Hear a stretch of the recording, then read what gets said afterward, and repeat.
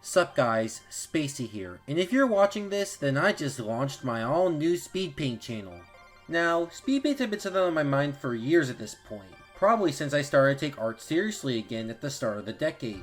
And as my main videos have ballooned in length and scale, I've been wanting something more simpler, something that I can put out a lot more quickly, something that can fill in the gaps, and that's where Speedpaints come in. They not only provide some insight for how I draw things, but also help bridge the audience between my artwork and my videos.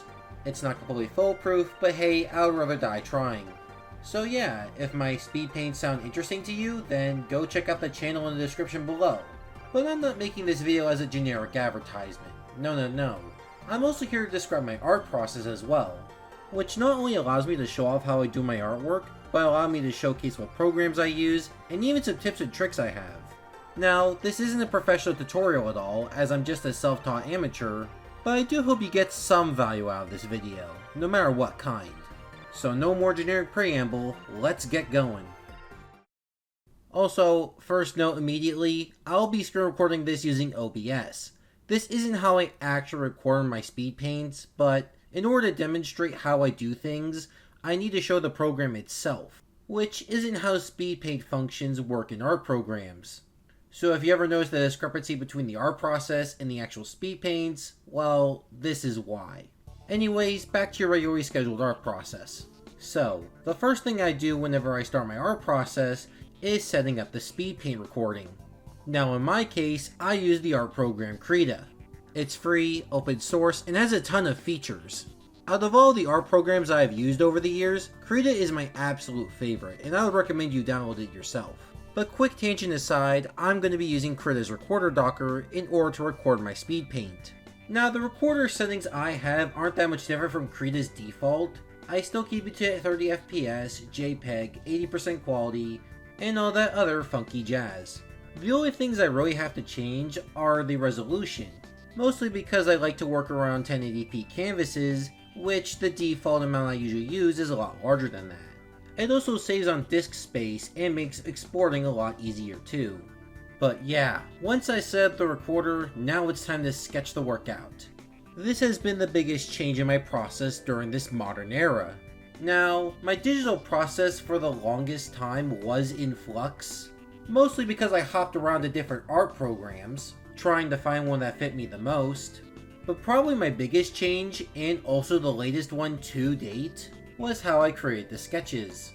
For the first, I'd approximately say, year of me using Krita, I sketched my drawings on physical paper, before then transferring them to my computer. If you have seen Bracket Neutron's art process video from 2020, then it's pretty similar to his thing. The main difference is, outside of both of our styles being pretty different in a lot of areas, was the fact that Bracket Neutron used a scanner and fiddled around with some settings to get it on his computer, while for me, I took pictures with it with my iPad, and then transferred the JPEG over to my computer. Both practically got the same results, but I think the scanner would be a lot easier to do compared to the JPEG method. That would all be mute for me, however, as during Christmas 2021, I actually got a drawing tablet. And with my Huion tablet, I now do every step of the process on my computer, including sketching. But yeah, with that tip out of the way, I'll be giving some notes of how I sketch things because this is probably the most important part of the process for me.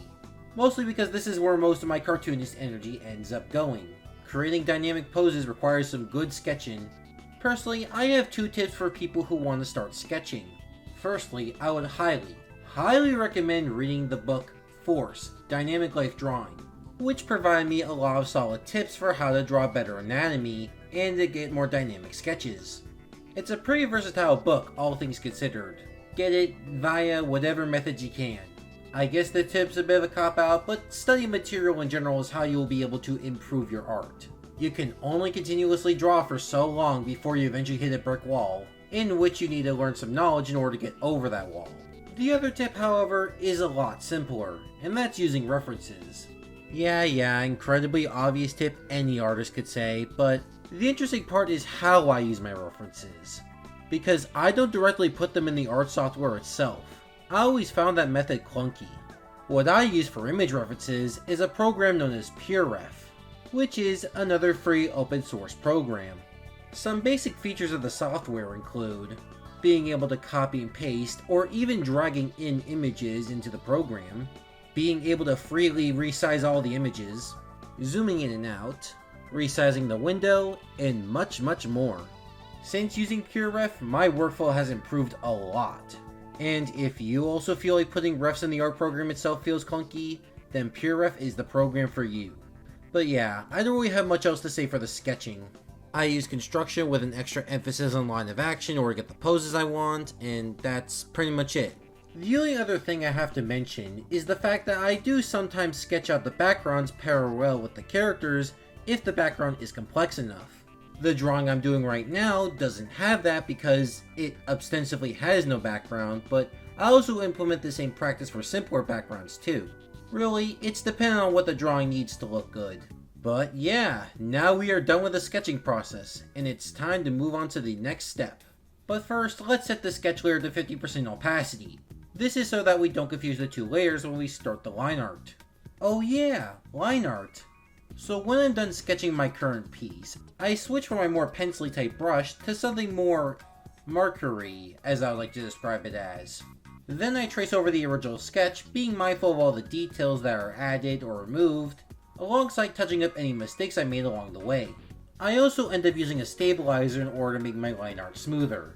My line art always tends to be pretty shaky, but hey, at least this helps. So yeah, now we're done with the line art. It has a little bit of trial and error to it, but it's overall pretty simple.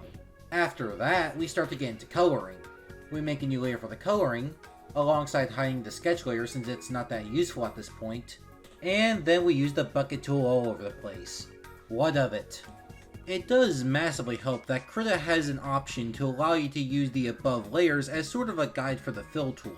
It makes things so much more convenient, believe me. But yeah, outside of needing to color in some parts of the fill tool doesn't quite fill in, the coloring process is probably the easiest part of the entire drawing process for me. But now we're on to the final main step of the bunch. That being shading.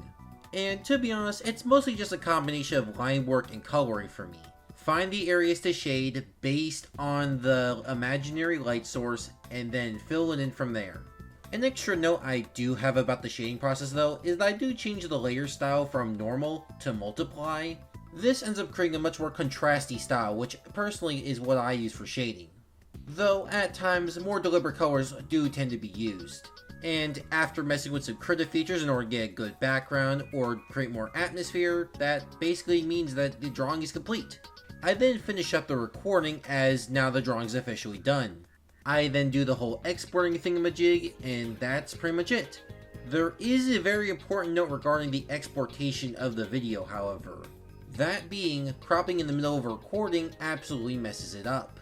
So if I need to say, crop the image for any reason, I first wait for one step to be done, stop the recording from there, do the cropping, and then finally make a new recording based off that.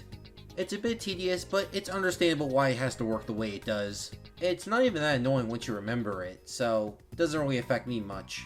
But yeah, once everything's exported, I put the raw image into Postyburb and Twitter respectively in order to post on social media, and I take the speed paint, put it into Vegas, put some music to it, and then that's all. That's the entire art process from yours truly. If anyone has any questions regarding the art process or even individual speed paints, I would like to hear them in the comments below. It would be nice to talk to people about my artwork for once. And if this has piqued your interest about my artwork in general, then either go to the Speedpaint channel in the description below, or you can view my art on Twitter, Newgrounds, and Tumblr. Anyways, I've said more than enough about the art process, so I guess I'll get going now. Bye-bye!